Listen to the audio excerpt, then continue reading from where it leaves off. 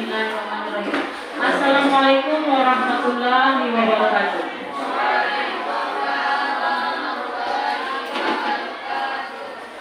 Puji syukur kepada Allah atas berkat rahmat-Nya kita berada dalam keadaan sehat. Pada hari ini tentu kita dapat mengikuti program dari guru penggerak yang akan dilakukan oleh pembicaranya Pak Ahmad Sazili. Di sini dia akan membicarakan mengenai diseminasi program guru penggerak. Kebetulan Pak Ahmad Sazili adalah seorang guru di SMP 14 yang mengikuti calon guru penggerak angkatan 7. Kemudian yang kedua kita sampaikan juga kepada Nabi Muhammad SAW. Allahumma sholli ala sayyidina Muhammad wa ala ali sayyidina Muhammad. Semoga kita selalu dalam lindungannya dan menjadi umatnya hingga akhir zaman. Untuk mempersingkat waktu, ada beberapa acara. Yang pertama adalah pembukaan. Yang kedua kata sambutan dari kepala sekolah selaku pembina di SMP 14. Kemudian baru kita masuki acara yang ketiga, itu adalah pembacaan seminar diseminasi program guru penggerak yang akan dibicarakan oleh Pak Sazili. Kemudian di acara yang keempat adalah penutup. Yang pertama, marilah kita buka acara ini dengan membaca basmalah. Bismillahirrahmanirrahim. Kemudian kita masuk ke acara yang kedua, yaitu kata sambutan dari kepala sekolah. Kepada Bapak Kepala Sekolah SMP Negeri 14, kami persilakan.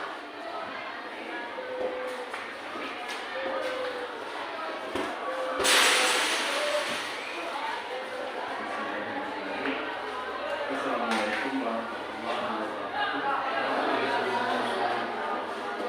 Selamat pagi dan salam sejahtera untuk kita semua. Alhamdulillah, bismillahirrahmanirrahim. Wassalatu wassalamu ala asyrofil anbiya'i wal mursalin sayyidina Muhammad wa ala alihi wa sahbihi rasulillah ajmain.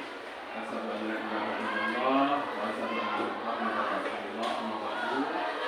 Yang kami hormati selaku pengajar dalam rangka diseminasi program guru penggerak yang nanti akan disampaikan oleh Pak Sazili. Reformasi peserta itu guru-guru dari SMP Negeri 14 Kota 7 sebagai peserta dari diseminasi ini.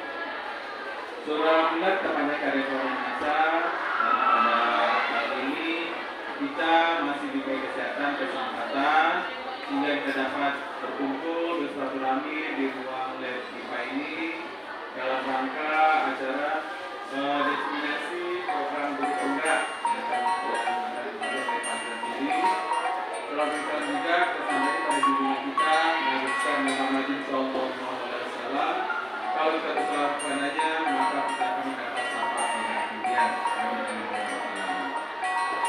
Pada kesempatan ini di SMP Negeri 14 itu ada salah satu gurunya yang mengikuti program guru penggerak di angkatan ke-7 ya.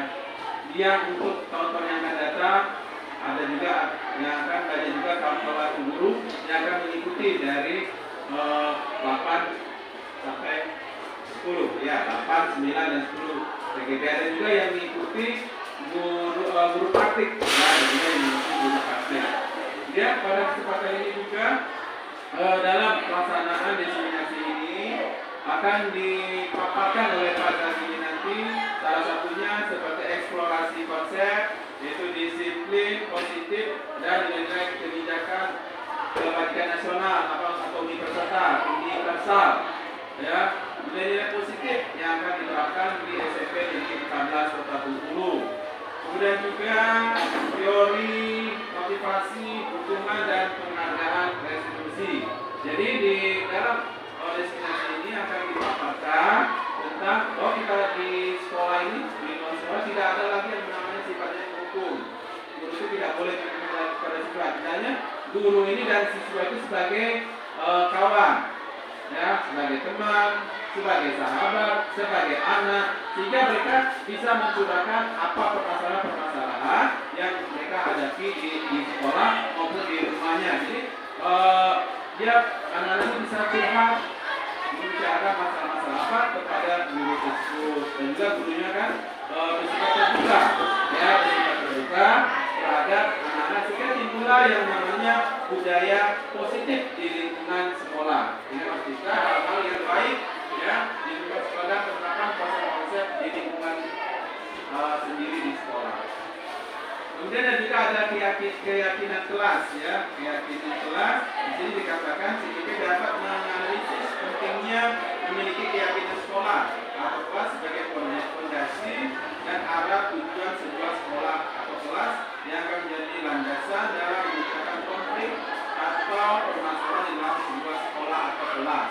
Ya, jadi keyakinan kelas ini dalam satu kelas itu apabila ada satu konflik maka CGP ini sebagai memotivasi kawan-kawan wali-wali kelas untuk memecahkan masalah-masalah yang ada di sekolah tersebut, ya sebagai promotor ya di sekolah-sekolah tersebut.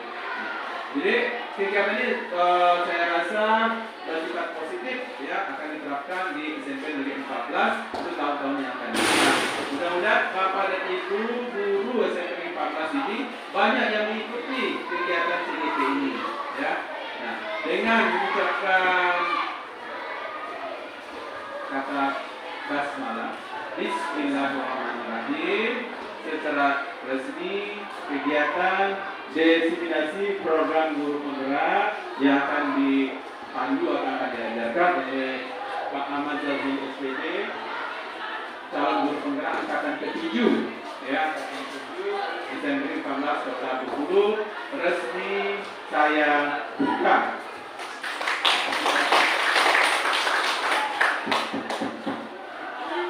Nah, selamat kepada Bapak dan Ibu nanti untuk mengikuti kegiatan ini dengan penuh semangat dan juga dengan motivasi yang baik. Itu saja pembukaan dan diseminasi ini. Lebih dan kurang saya mohon maaf. Wabillahi taufiq wal hidayah. Wassalamualaikum warahmatullahi wabarakatuh.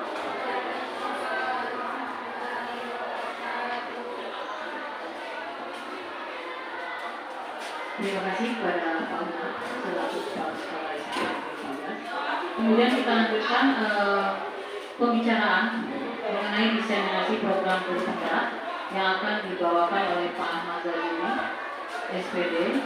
Dia merupakan calon guru penggerak angkatan 7 SMP 14. Nanti juga dipersilahkan untuk bertanya apabila ada yang dirasa kurang jelas mengenai apa yang sudah dipaparkan nanti oleh Pak Ahmad Zalimi. Kepada Pak Ahmad Zalimi, kami persilakan. Assalamualaikum warahmatullahi wabarakatuh. Baik Bapak Ibu sekalian, ini bulan kemarin kami mulai sudah 3 bulan yang lalu mengikuti CGP ini sampai sekarang, jadi lama waktunya itu 9 bulan. Lama kedua ini nanti kami mulai kembali sampai tanggal 7 Juli. Jadi sampai tanggal 7 Juli kami pagi di sekolah, mulai jam 1 kami daring, malam kami mengerjakan tugas. Setiap hari seperti itu. Nah, kalau ditanya bagaimana penghasilannya, yang jelas ilmu yang dapat. Itu dulu. Makanya saya kemarin mengajak kawan-kawan untuk ikut angkatan 9 dan angkatan 10. Kebetulan kemarin ada yang terkendala karena di Dapodik itu tidak bisa kan. Tapi Bu Rizka sudah mendaftar dan alhamdulillah tinggal menunggu Pak. Doakan semoga Ibu Rizka bisa lolos di pengajar yang CGP ya Pak. Kalau pengajar praktek itu syaratnya itu sudah pernah menjadi wakil atau kepala sekolah. Dia karena harus dilampirkan SK. Jadi kalau sudah punya dia bisa mengajar praktek. Itu bedanya. Baik Bapak Ibu sekalian, saya akan mulai tentang materi kita pada hari ini. Diseminasi itu artinya menularkan budaya positif, baik seminar, penyampaian materi atau sikap. Jadi saya sampaikan kepada Bapak Ibu agar yang mana yang salah selama ini kita gunakan di sekolah itu untuk dirubah. Saya sudah berusaha untuk mencoba untuk tidak melakukan yang selama ini kita lakukan seperti menghukum.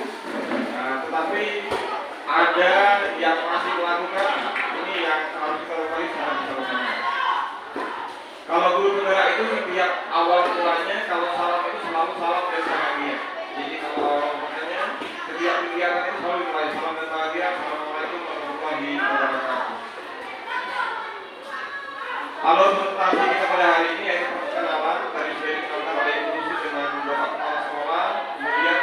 ada komitmen belajar, refleksi pembuka. Materi kita pada hari ini adalah tentang budaya positif, refleksi dan penutup. Jadi refleksi itu ada refleksi pembuka dan ada refleksi penutup.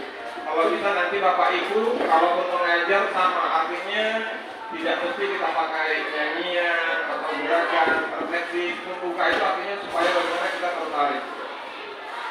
Ini komitmen belajar. Harapan saya nanti seluruh Bapak Ibu guru bisa menerapkan yang pertama, membuka diri terhadap perbedaan dalam berpendapat, bertanya, dan berbagi pengalaman. Yang kedua, semua peserta berpartisipasi aktif dalam diskusi apabila sudah mendapatkan kesempatan bertanya dan berbagi pengalaman. Maka berikanlah kesempatan yang sama bagi yang belum bertanya atau berbagi cerita. Artinya kalau di dalam kelas pun sama, seperti ini kita juga harus terapkan. Hargailah anak itu salah atau betul, terima dulu masukannya, terakhir selesai, baru kita benahi kalau dia ada yang salah. Kemudian yang ketiga, konsisten dengan waktu saat mempresentasikan ide, bertanya, dan berbagi pengalaman. Yang terakhir, mengikuti sesi kelas dengan perasaan yang gembira. Bagaimana kita berinteraksi kalau selama ini kita terapkan dengan siswa itu selalu kita bernyanyi atau kita melakukan gerakan. Makanya kalau di guru penggerak kita diajak, kalau di guru olahraga, di guru agama itu ada biasanya apa itu? Aki ya, yang emosional yang setiap biasanya dipakai untuk kelas 9. Jadi diajak anak itu memejamkan mata, kemudian membayangkan apa yang akan terjadi, ajak dia menghirup udara segar sebelum dia memulai pelajaran supaya mereka tidak segan. Apalagi kalau dia pelajaran ekstra. Ini ada 3 pertanyaan.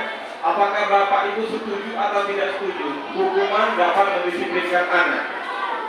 Apakah Bapak Ibu setuju dengan yang pertama? Hukuman ini dapat mendisiplinkan anak. Artinya begini, kita ada beberapa pendapat. Ada orang itu yang mengatakan bahwa jika anak itu dihukum, maka semuanya itu akan disiplin. Nah, itu makanya, apakah hukuman? Iya. Kalau di guru agama dia agak bertentangan karena begitu masa balik katanya maka anak itu dihukum itu harus katanya, karena kalau tidak maka anak itu tidak akan melaksanakan sholat belajar dalam proses pelajarannya, makanya dia menggunakan hukuman. Makanya gitu.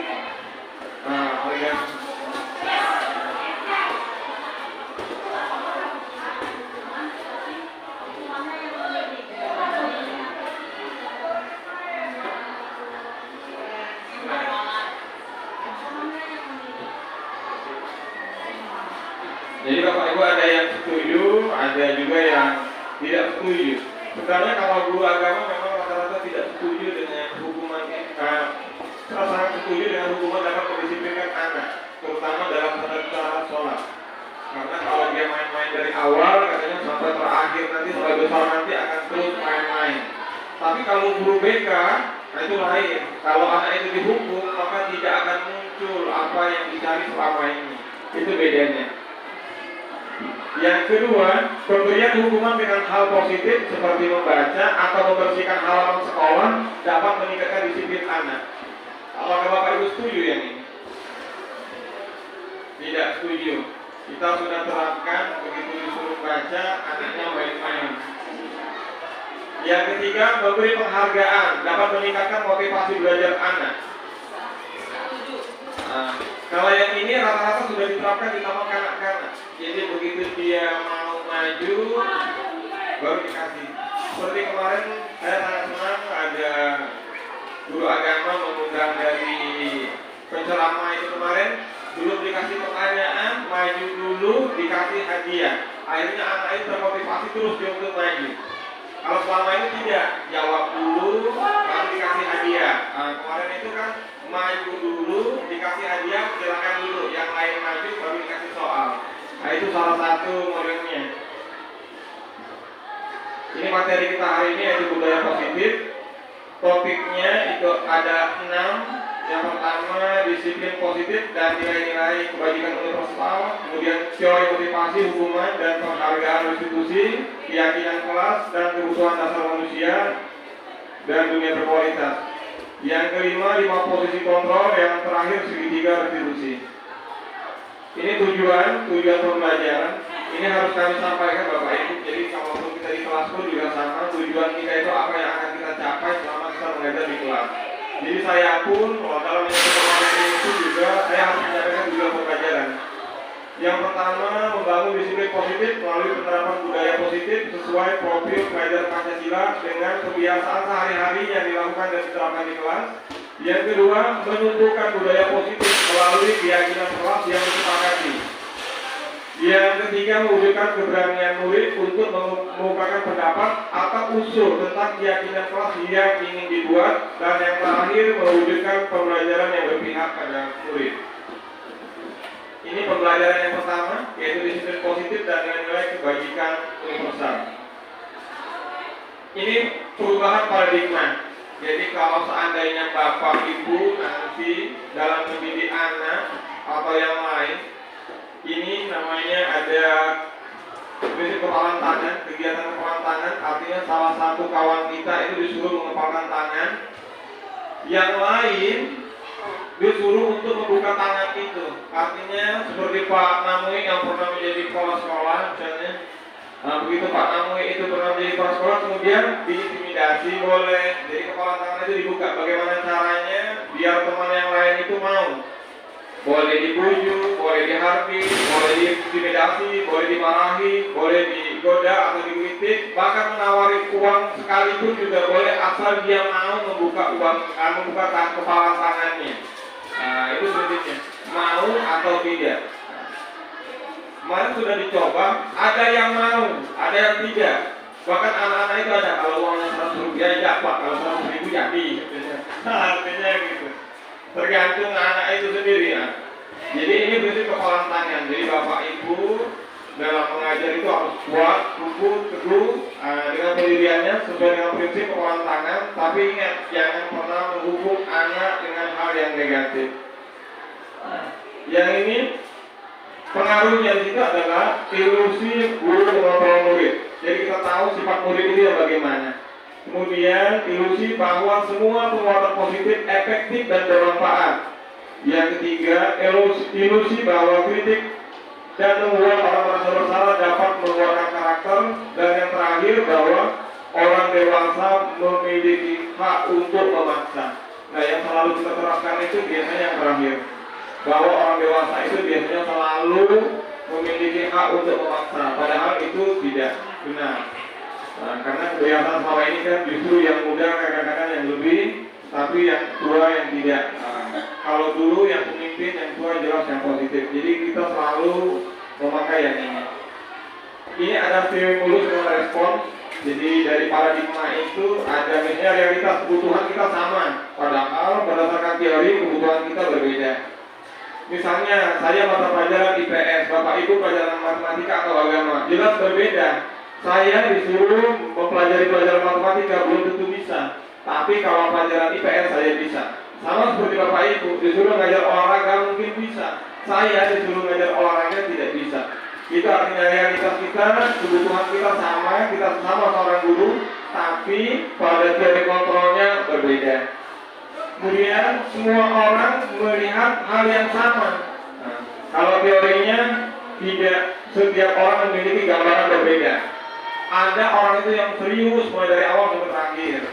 Ada dia yang menggeru-geru, ada yang dia yang cepat. Misalnya saya, kalau saya mau jalannya cepat. Ada yang pelan, ada yang slow, kan seperti itu, artinya sama. Kemudian kita mencoba mengubah agar berpandangan sama dengan kita, agar orang lain itu bisa berpandangan sama. Kalau teori kontrolnya kita berusaha memahami pandangan orang lain, itu bedanya. Kalau maunya kita bagaimana orang itu bisa mengubah cara dia, tapi kalau itu berdasarkan teori yang sudah dilakukan bahwa orang kita yang berusaha untuk mempelajari bagaimana pandangan orang lain. Kemudian perilaku buruk dilihat sebagai suatu kesalahan. Kemudian orang itu bisa mengontrol saya. Yang di sini yang selalu kita lakukan. Yang terakhir itu adalah model berpikir menang kalah. Tapi kalau berdasarkan teori kontrol, kita selalu berpikir untuk menang-menang dan tidak pernah kalah. Itu yang selalu kita terapkan. Yang ini, apakah makna disiplin? Kalau selama ini yang dikatakan disiplin itu selalu mematuhi peraturan. Padahal disiplin itu dalam artian belajar, makanya sangat bertentangan. Disiplin diri membuat orang menggali potensinya menuju sebuah tujuan, apa yang dia hargai. Namun dalam budaya kita, makna kata disiplin telah berubah menjadi sesuatu yang dilakukan seseorang pada orang lain untuk mendapatkan kepatuhan. Makanya saya bilang Bapak Ibu, kalau bisa mohon jangan lagi dipukul anak itu, karena kecenderungan umum adalah menghubungkan disiplin dengan ketidaknyamanan. Anak itu tidak merasa dihargai dengan kita hukum, itu bedanya. Saya sudah terapkan, tapi banyak kawan-kawan yang komplain di sekolah. Sudah saya terapkan beberapa, karena greget, akhirnya beliau yang terapkan. Nilai-nilai kebajikan universal. Yang pertama itu perbuatan memiliki suatu tujuan. Yang jelas, yang nilai-nilai kebajikan itu sesuai dengan profil pelajar Pancasila. Kita harus tahu kita sudah mendapat kurikulum merdeka, yaitu program kurikulum profil pelajar Pancasila, yaitu beriman, bertakwa kepada Tuhan Yang Maha Esa dan berakhlak mulia, mandiri, bernalar kritis, berkebinekaan global, bergotong royong, dan kreatif. Yang ini yang nilai kebajikan. Jadi kalau ada kuesioner seperti kemarin, ini kami sudah menyampaikan bahwa nilai-nilai kebajikan itu berdasarkan profil pelajar Pancasila itu ada 6. Jadi beriman, bertakwa kepada Tuhan Yang Maha Esa, berakhlak mulia, mandiri, bernalar kritis, berkebinekaan global, bergotong royong, dan kreatif. Pembelajaran yang kedua yaitu teori motivasi, hukuman, penghargaan, dan restitusi. Nah, kami sebenarnya lebih ditekankan ke sini Bapak Ibu. Kalau teori motivasi itu biasanya kita itu dihadapkan kepada 3, yaitu untuk menghindari hukuman, untuk mendapatkan imbalan, biasanya 3, dan untuk menjadi orang yang mereka inginkan atau menghargai diri sendiri. Rata-rata semua orang itu dia melakukan 3 ini. Jadi untuk menghindari ketidaknyamanan atau hukuman, kemudian mendapatkan imbalan, penghargaan, artinya dia akan mau melakukan sesuatu itu jika ada imbalan atau penghargaan. Makanya kami kemarin waktu itu CGP kemarin dikatakan bahwa jangan melihat materinya, tapi ilmu yang kami berikan terlebih dahulu. Kemudian yang terakhir tadi itu bagaimana kita menghargai diri sendiri. Yang ini ada bedanya hukuman dan konsekuensi. Misalnya yang pertama, mencatat 100 kali di dalam buku kalimat, saya tidak akan terlambat lagi karena terlambat ke sekolah. Kalau menurut Bapak Ibu yang ini hukuman atau konsekuensi? Konsekuensi. Lari mengelilingi lapangan basket 2 kali karena terlambat hadir di sekolah. Hukuman.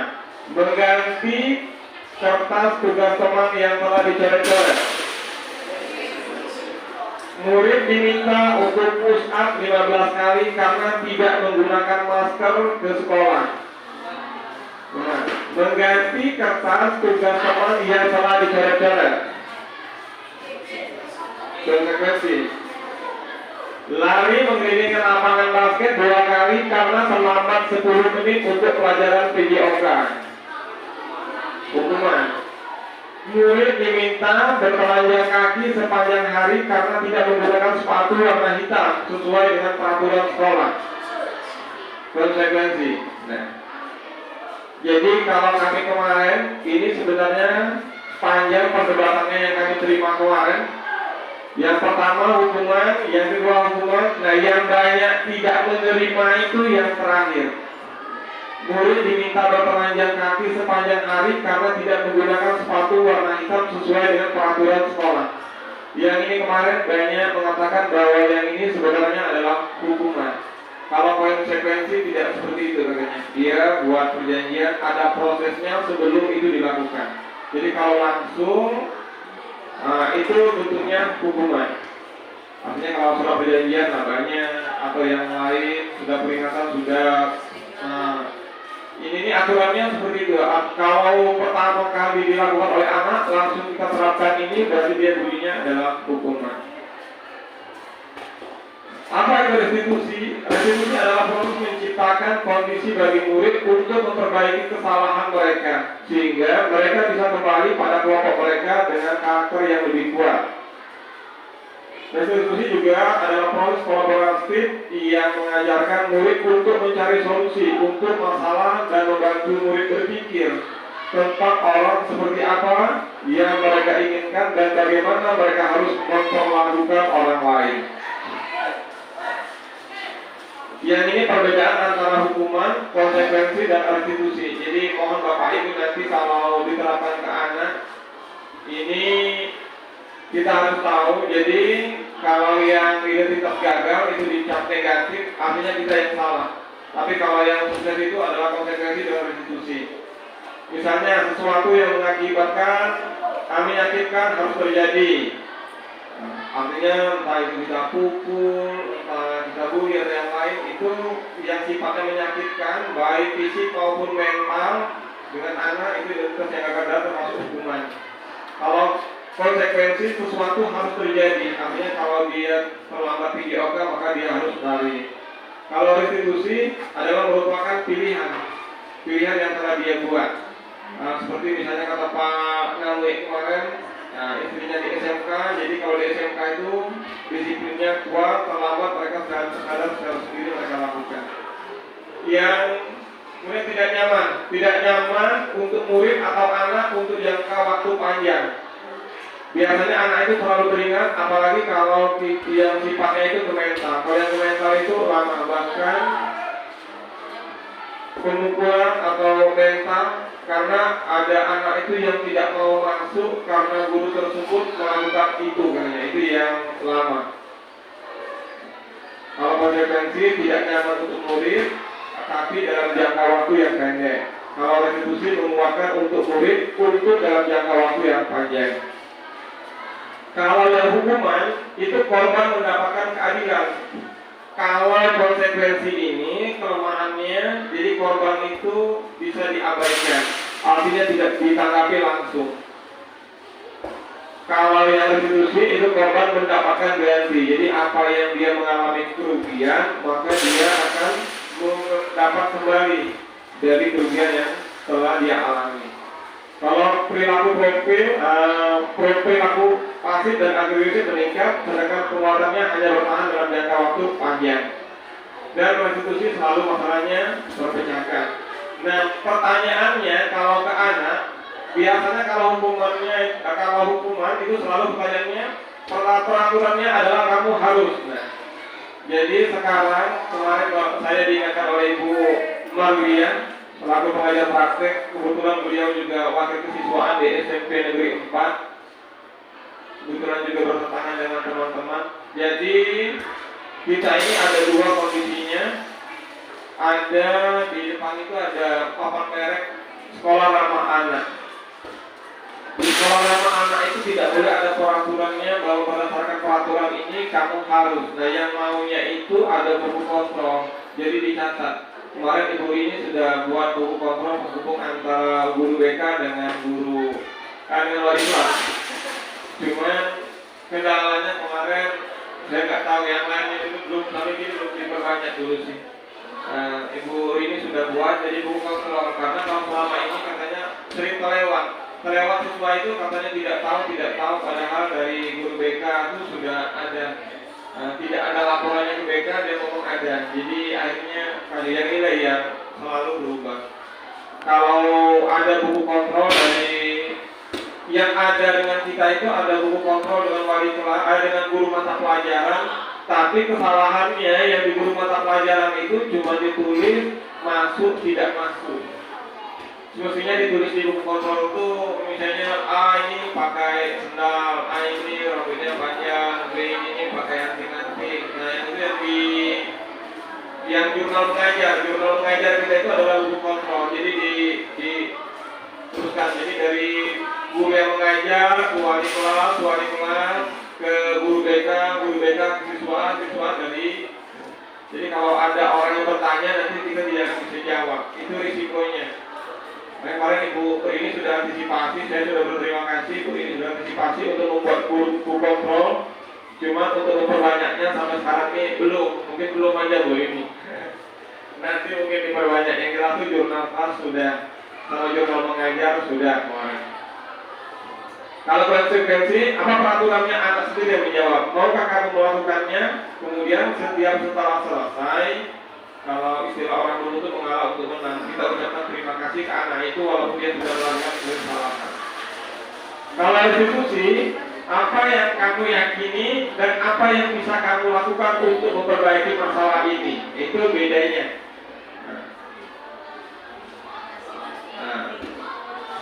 Ini hukuman konsekuensi dari restitusi ini kalau dampak negatifnya awas, kalau kamu lakukan lagi nanti ya awas kamu biasanya selalu seperti itu guru itu ngomongnya gitu.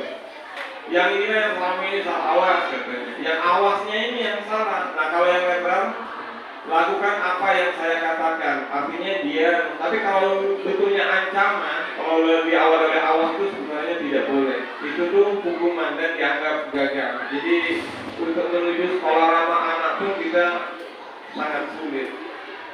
Kemudian terakhir yang positifnya yang restitusi, apakah hal ini yang sesungguhnya ingin kamu lakukan? Nah jadi anak itu disuruh berpikir. Sebenarnya ilmu yang kami peroleh ini sudah kebanyakan ada di guru BK. Kalau di guru BK itu semuanya sudah. Jadi biar anak itu mau, dia terbuka, mau menyampaikan pendapat. Nah, cuman kadang anggapannya di guru BK ini harus sebagai pengadil, yang salahnya, yang selama ini kita terapkan. Yang ini hukuman, konsekuensi dan restitusi berdasarkan teori tadi, yang ketiga tadi. Kalau yang hukuman ini dibuat oleh guru biasanya, itu kan ada 1, 2, 3 yang terakhir itu. Kalau hukuman itu guru yang buat, tidak pernah disepakati. Baik fisik maupun mental itu langsung dan spontan. Kalau konsekuensi itu biasanya dibuat oleh guru dan murid. Nah, biasanya kalau dulu disebut dengan kesepakatan kelas. Dan yang kalau restitusi itu dibuat oleh anak itu sendiri. Kan ada sekolah itu kalau masuk dia ada emoji. Emoji itu maksudnya tepuk tangan, salam atau cium pipi kiri kanan. Iya, artinya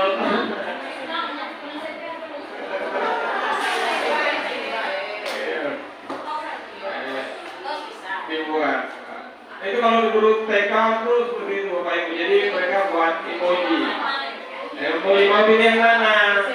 Mau dipeluk, mau dicium pipi kiri kanan, atau mau pose, atau mau ada yang lama.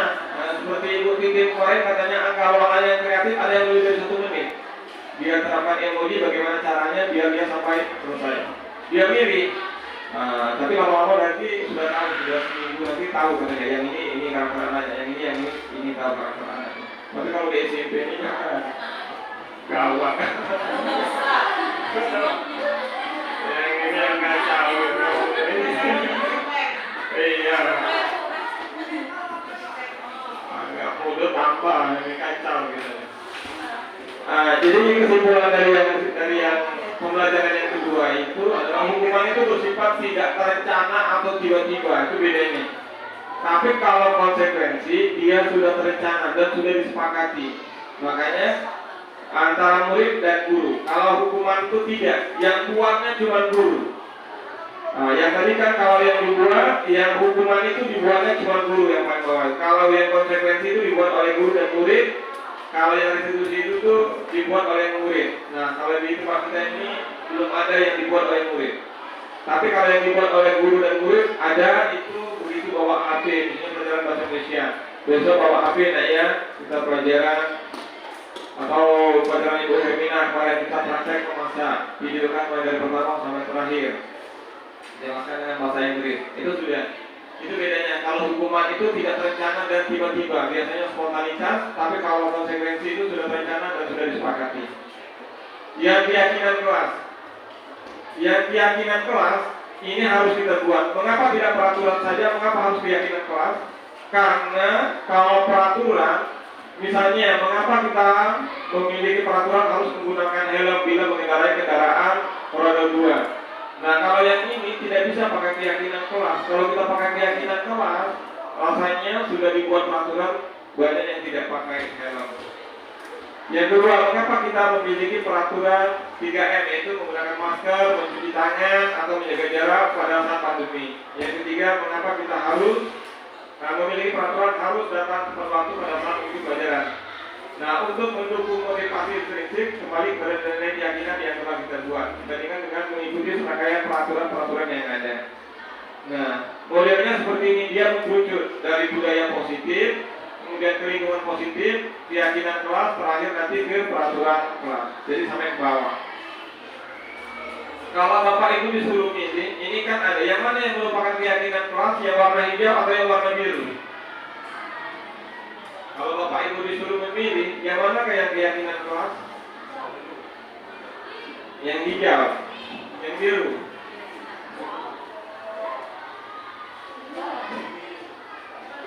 Yang biru. Nah, mungkin ungu, yang ungu atau yang hijau? Yang ungu. Yang ungu itu keyakinan kelas. Keyakinan kelas itu yang ungu. Kalau yang hijau itu kesepakatan.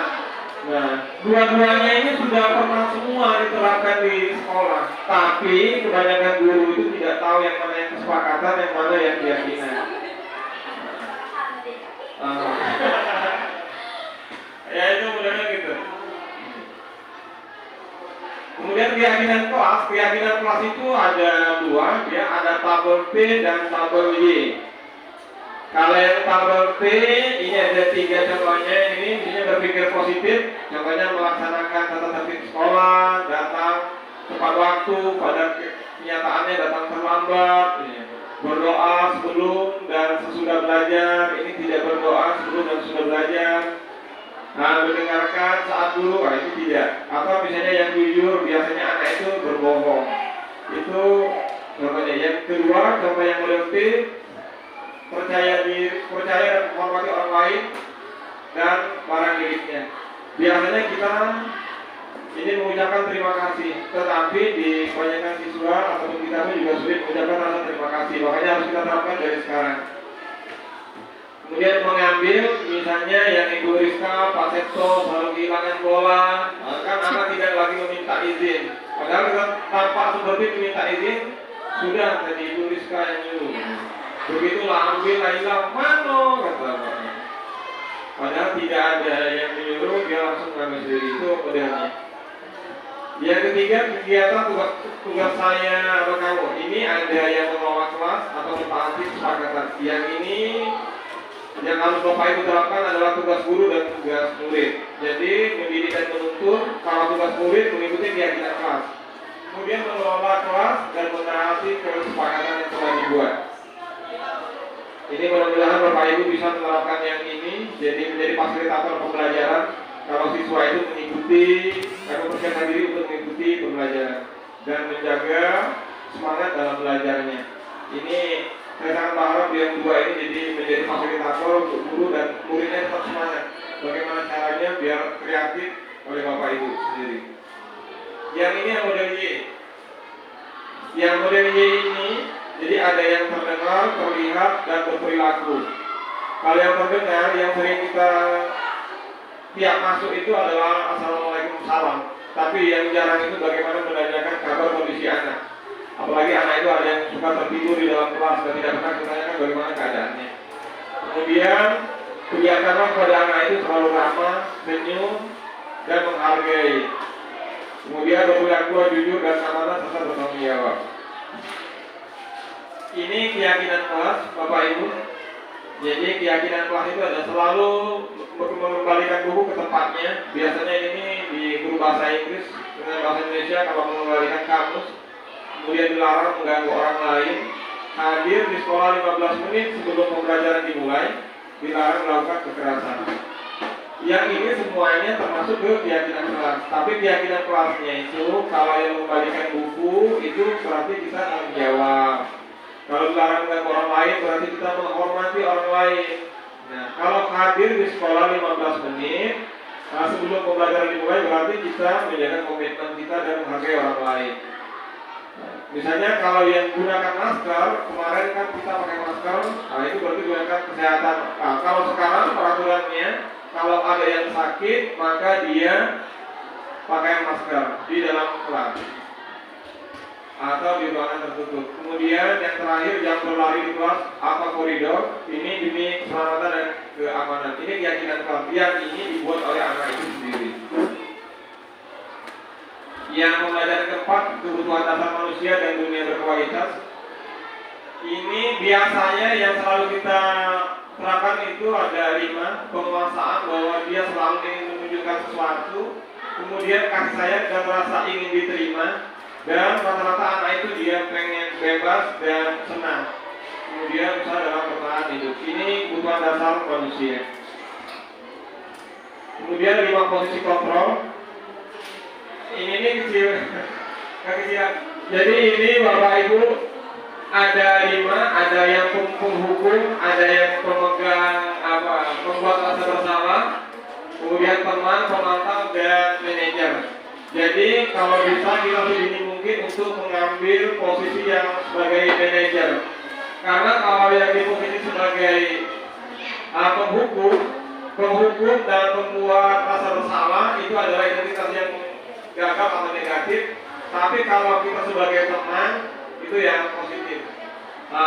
Misalnya kalau yang kita sebagai teman lakukan ini Bapak atau Ibu sudah nanti Bapak Ibu bantu bereskan yang ini yang boleh teman. Tapi terus biasanya siswa itu bisa gabungan dan kita biasanya tidak dihargai, itu bedanya. Tapi kalau yang pemantau itu apa peraturannya, apa konsekuensinya, apa yang telah kamu lakukan. Nah, hasil yang dilakukan biasanya itu kalau kita lakukan yang teman dan pemantau itu murid meletakkan guru sebagai orang penting dan di dalam dunia berkualitas. Jadi begini, kalau misalnya dia memberi kepercayaan pada Bapak Ibu, berarti dia menganggap Bapak Ibu sebagai teman. Tapi kalau yang memantau itu murid meletakkan guru atau peraturan di dunia pendidikan. Nah, yang paling bagus kalau Bapak Ibu bisa menjadi sebagai manajer. Tapi memang sulit untuk menempati posisi manajer ini sulit. Jadi dia disuruh untuk tahu sendiri apa yang kita yakini. Ini biasanya yang sering kita katakan, saya kecewa sekali dengan kamu. Kamu tidak pernah benar melakukannya. Ayolah, lakukan demi saya ya. Yang ini biasanya sering dilakukan. Apakah kamu mau mendapatkan stiker bintang hari ini? Nah, kalau ini biasanya anak SD dengan anak TK. Saya sudah pernah tes, saya bukalah depan tangan ini, pakai duitnya Pak, katanya. Kalau 100 rupiah tidak mau, tapi kalau 100 ribu mau. Bukan yang ini yang sering yang salah. Kemudian bagaimana kamu bisa menyelesaikan masalah ini? Kamu selalu yang paling terakhir. Jadi posisinya itu, kalau yang pertama itu membuat orang merasa bersalah, yang kedua itu penghukum, yang ketiga teman, nah, yang keempat pemantau, yang paling sulit kita lakukan adalah yang sebagai manajer. Bagaimana kamu bisa menyelesaikan masalah ini? Dan sampai saat ini belum pernah ada. Biasanya kita yang selalu menyelesaikan masalah itu. Yang terakhir ini restitusi Bapak Ibu, yaitu sebuah cara menanamkan disiplin positif pada murid. Restitusi adalah proses menciptakan kondisi bagi murid untuk memperbaiki kesalahan mereka sehingga mereka bisa kembali pada kelompok mereka dengan karakter yang lebih kuat. Restitusi membantu murid menjadi lebih memiliki tujuan disiplin positif dan memulihkan dirinya setelah berbuat salah. Segitiga restitusi itu ada 3, ada menstabilkan identitas, validasi tindakan yang salah, dan menanyakan keyakinan. Ini salah satu contoh. Kemarin ada beberapa contoh yang saya ambil. Kemarin sebelum orang ke atas kegiatan pas meeting, karena disuruh mendadak kemarin itu karena ada kendala dengan waktu libur, bertepatan dengan waktu libur. Ini salah satu saya ambil, yaitu masalah murid terlambat datang ke sekolah. Pada hari Selasa saya sedang menjelaskan materi pelajaran IPS dan ada murid yang terlambat datang ke sekolah sehingga murid tersebut tidak mengikuti pelajaran IPS selama 1 jam pelajaran. Ketika saya memberikan sebuah pertanyaan, murid tersebut tidak bisa menjawab. Dia hanya terdiam dan matanya masih terasa mengantuk. Setelah jam istirahat, saya memanggil murid yang terlambat untuk mengajak berdiskusi di ruang guru. Jadi, ini anaknya bagus ya. Nah,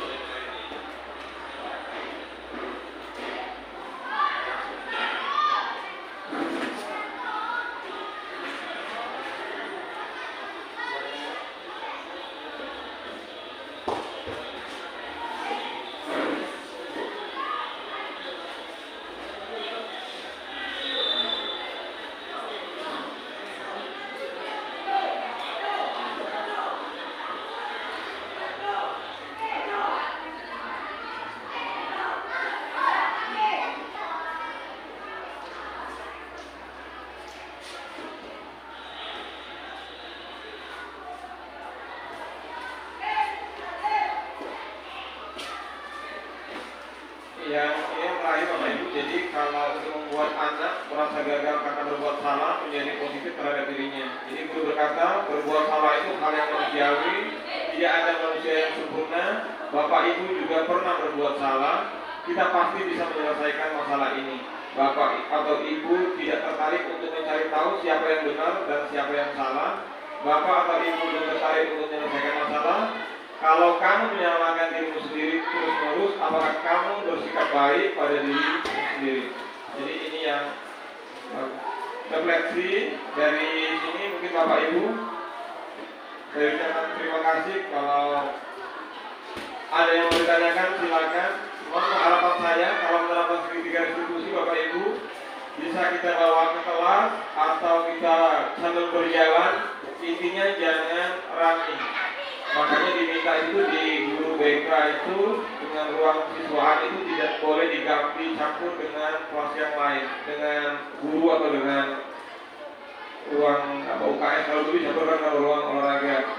Jadi punya ruangan khusus. Tujuannya itu tuh supaya anak itu bisa terbuka. Jadi bisa sambil berjalan kita lakukan, kita ajak anak itu berbicara atau yang lain.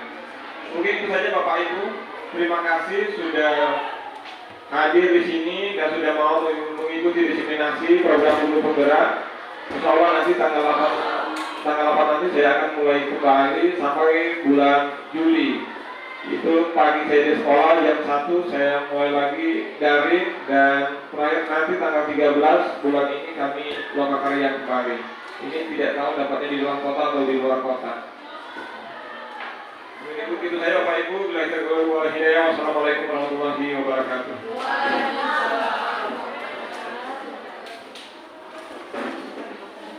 Baik Bapak Ibu sekalian, terima kasih kepada Pak Sajini yang sudah menjabarkan mengenai materi budaya positif. Yang saya tangkap bahwa kita sebagai guru itu harus membudayakan budaya positif. Kita belajar menjadi seorang manajer yang bisa manage siswanya agar dia mempunyai moral dan jiwa yang baik. Itu yang saya tangkap. Karena sejalan waktu kita selalu berusaha untuk belajar menjadi lebih baik. Oke, Bapak Ibu sekalian, ada yang mau ditanyakan mengenai materi yang sudah dijabarkan dengan Pak Sajiri?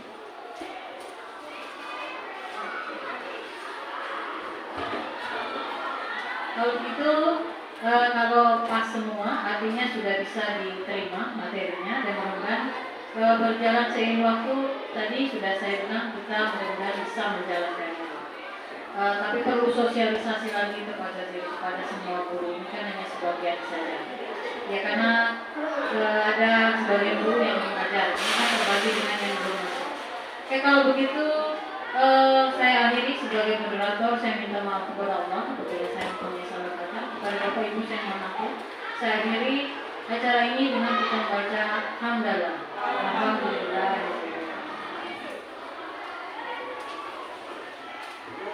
Assalamualaikum warahmatullahi wabarakatuh.